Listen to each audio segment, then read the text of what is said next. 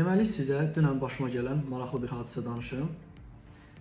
Gürcüstan nömrəsi ilə, yəni 995 514 268 681, 995 592 237 114, 995 593 723 770 nömrələrindən dünən mənə zəng olunmuşdur.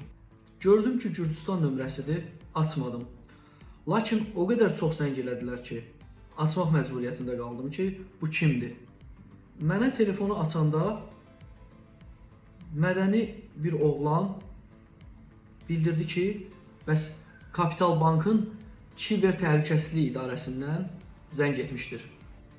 Mənə xəbərdarlıq etdi ki, sizin telefonunuzda olan bir banka başqa telefondan, başqa mobil nömrə ilə daxil olma baş verib.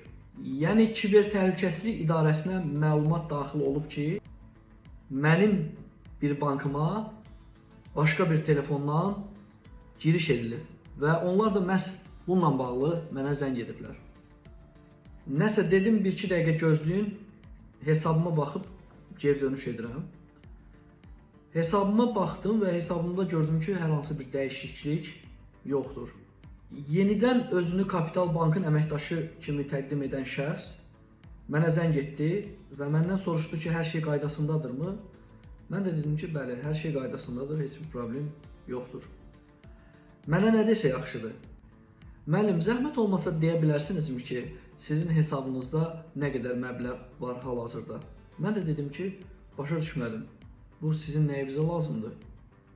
Bank əməkdaşı nə vaxtdan vətəndaşın bank hesabındakı pulun məbləğini soruşur? Qayıdıb dedi ki, yox müəllim, biz bunları qeydə almalıyıq. Sonra başqa bir suala keçdi ki, müəllim, siz rus, türk, ingilis dilində təmiz danışa bilirsinizmi? Burada əvvəllər qeyd aparılıb vardı. Dedim ki, bu bank əməkdaşının nəyinə lazımdır axı? Dedim, sizə nə dəxli var? Siz bank əməkdaşısınız ya, nəsiz? Əslində onların dələduz olduğunu mən artıq Gürcüstan nömrəsindən mənə zəng gələrkən başa düşmüşdüm. Sadəcə olaraq onların mənim haqqımda nə qədər məlumata sahib olduqlarını öyrənmək üçün müəyyən müddət, yəni danışığı uzatdım. Nəysə, ondan sonra danışmadım, dəstəyi astım. Yəni belə dələduzluqlara aldanıb kart məlumatlarınızı başqasına ötürməyin. Yəni onlar hər kəsə qarşı bu phishingi edirlər. Yəni qarmağı atırlar, kim düşdü, tora düşdü. Birincisi bilmək lazımdır ki, yerli bank əməkdaşları heç vaxt xarici ölkə nömrəsi ilə sizə zəng etməz. İkincisi, rəsmi bank əməkdaşı heç vaxt kart məlumatlarınızı və pulunuzun məbləğinin nə qədər olmasını öyrənmək istəməz. Üçüncüsü isə bank əməkdaşları da daxil olmaqla öz kart məlumatlarınızı telefonda heç kimə verməyin.